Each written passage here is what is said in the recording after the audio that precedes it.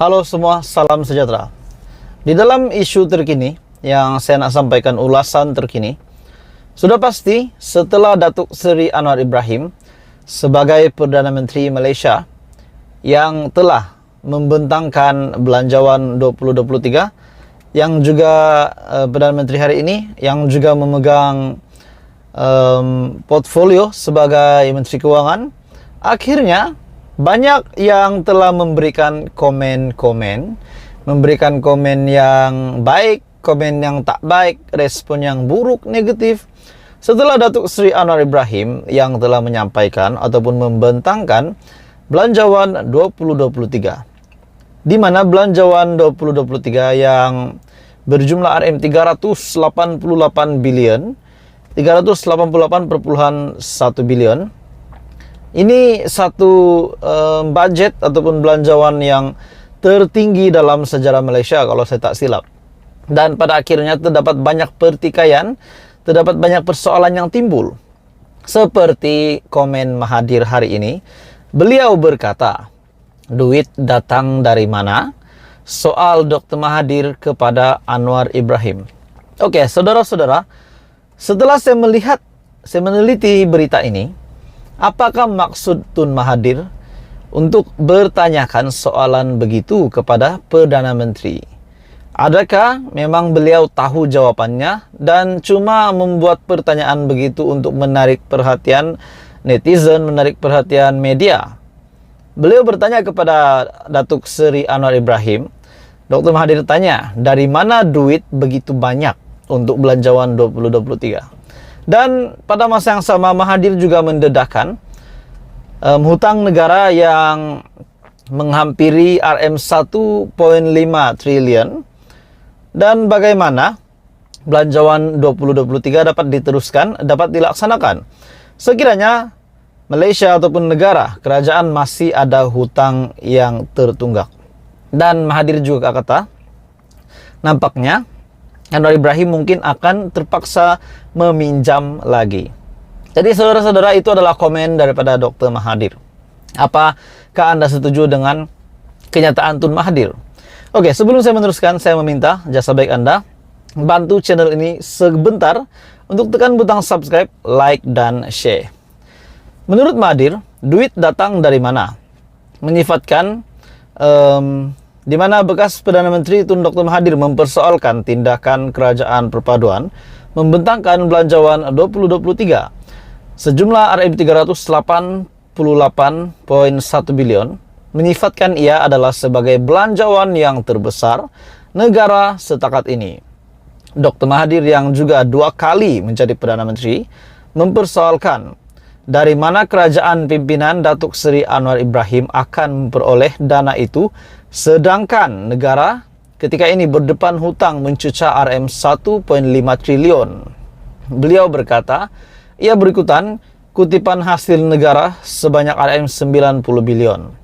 Dan kata Mahathir lagi, budget ini cukup besar, yang terbesar sekali dalam sejarah negara. Bagi saya ini adalah satu tindakan yang sangat berani oleh Datuk Seri Anwar Ibrahim. Dan ini saya boleh kata tindakan yang terpuji. Ini adalah untuk negara, untuk rakyat Malaysia juga.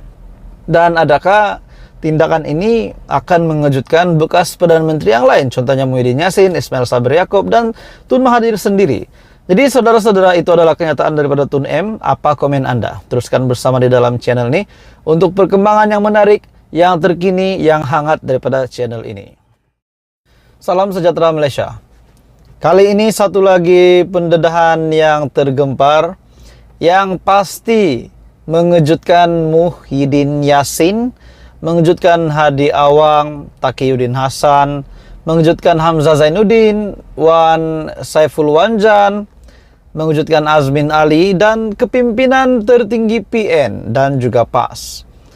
Kenapa saya cakap kenyataan ini akan mengejutkan mereka?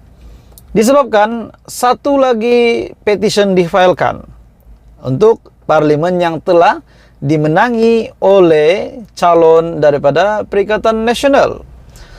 Saudara-saudara, tuan-tuan dan puan-puan, kebelakangan sebelum ini kita dapat melihat beberapa berita yang menunjukkan bahwa PAS pun telah memberikan rasuah kepada pengundi muda, telah memberikan uang sogokan untuk mengundi parti calon mereka semasa PRU15.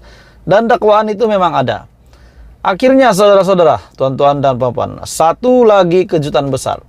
Pendedahan bahwa sogokan sebanyak RM150. Akhirnya ada individu yang tampil untuk memfilekan petition batal keputusan PRU15 di Parlimen Putrajaya. Sogokan RM150, pengundi file petition batal keputusan PRU15 Parlimen Putrajaya. Seorang pengundi di Parlimen Putrajaya memfilekan petition bagi membatalkan keputusan PRU15 bagi Parlimen Putrajaya yang dimenangi oleh Datuk Muhammad Radzi Jidin selepas mendakwa ahli parlimen tersebut memberi sogokan berjumlah RM150 kepada pengundi berdaftar di bawah di kawasan berkenaan untuk mengundinya. Menerusi petition itu, Ahmad Faisal antara lain memohon perintah mahkamah agar Radzi yang juga naib presiden bersatu tidak wajar dipilih bagi parlimen berkenaan pada PRU15 yang diadakan pada 19 November.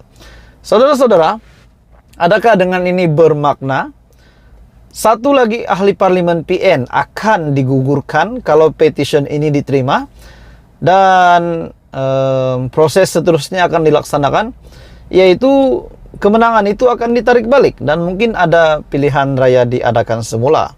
Jadi saudara-saudara, pendedahan demi pendedahan hari ini pula bukan daripada parti lain, namun tetap daripada Perikatan Nasional juga.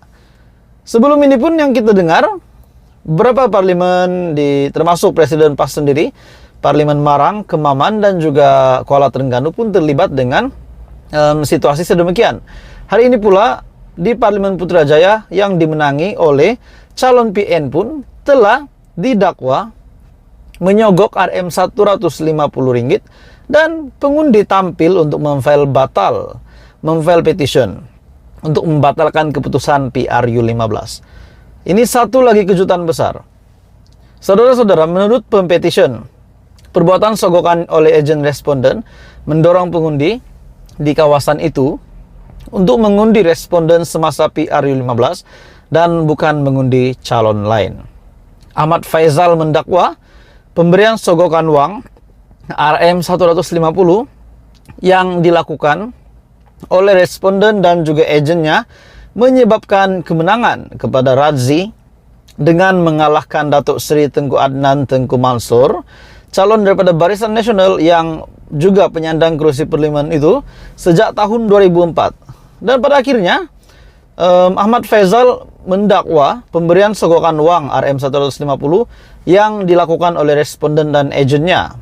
Dan juga menurut pempetition, perbuatan sogokan oleh agen responden mendorong pengundi di kawasan itu untuk mengundi responden semasa PRU15 dan bukan untuk calon lain. Kalau ini benar, saudara-saudara, sudah pasti habislah Muhyiddin Yassin bakal jatuh lagi statusnya sebagai pengurusi Perikatan Nasional.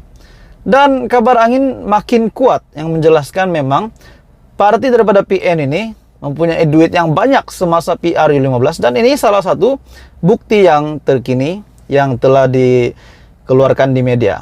Jadi saya bukan mengesahkan perkara ini, namun tuduhan ini sudah pasti akan menjadi persoalan di pikiran ramai netizen, ramai rakyat Malaysia. Jadi apa komen Anda? Teruskan bersama di dalam channel ini. Untuk perkembangan terkini, jangan lupa tekan butang like, share, dan subscribe.